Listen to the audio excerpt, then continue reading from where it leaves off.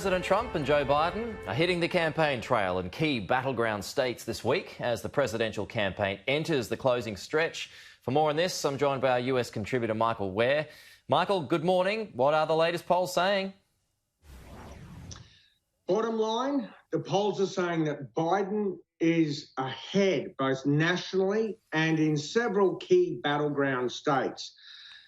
But his lead has tightened, so the president seems to have regained some ground. But we're now just 56 days out from this election. It feels like it's been a marathon, and now suddenly it's turned into a sprint.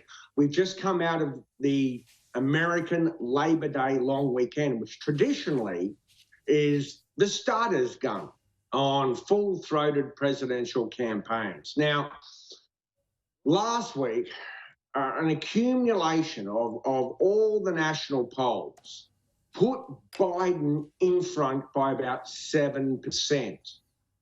Then, when you break it down across at least 6 of these key swing states or battleground states like Florida and Arizona and Michigan and so forth, they put Biden ahead by an accumulated 3%. But, again, that's not the full story. I mean, even Fox News poll has Biden ahead in Arizona by 9%. Fox News has Biden ahead in Wisconsin by 8%. Now, given that even the Republican Party, some of their key veteran, strategists, campaign strategists, all concede there's no way that the president is going to win the popular vote. More people will probably end up voting for Biden as they did for Hilary Clinton 4 years ago. So you don't need that, though. You don't need that, though, right? It's all about the Electoral College. His path to re-election is the same as his path to election, which is through the Electoral College. That's why all eyes are on these key states. I mean, the president has to win the sunbelt states like Florida and Arizona. He has to win the Rust Belt states, the industrial sort of states, and he's got to win key states in the upper Midwest.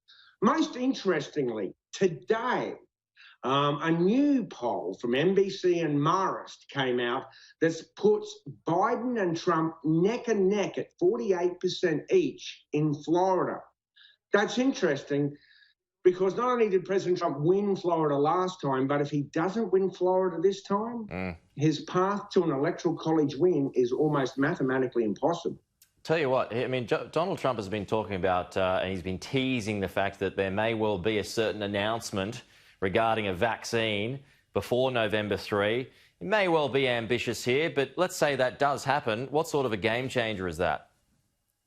Well, the jury's still out on that, because the first question is, will people believe that the vaccine is real and effective? I mean, forget the anti-vaccination crowd.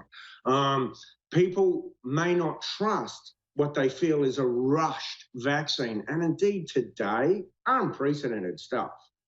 9 of the major global pharmaceutical companies signed an agreement or signed a promise, a pledge, not to rush a vaccine. So President Trump is touting that the first early versions could be coming out in October. But the real professionals are saying, look, we're not ruling anything out, but that's highly unlikely. Yep. Well, I mean, our government's certainly very confident that it may well be the start of next year. Start of November might be a little bit too close. But anyway, we all have our fingers and toes crossed. Michael, we'll have to leave it there. We'll talk to you again on Friday.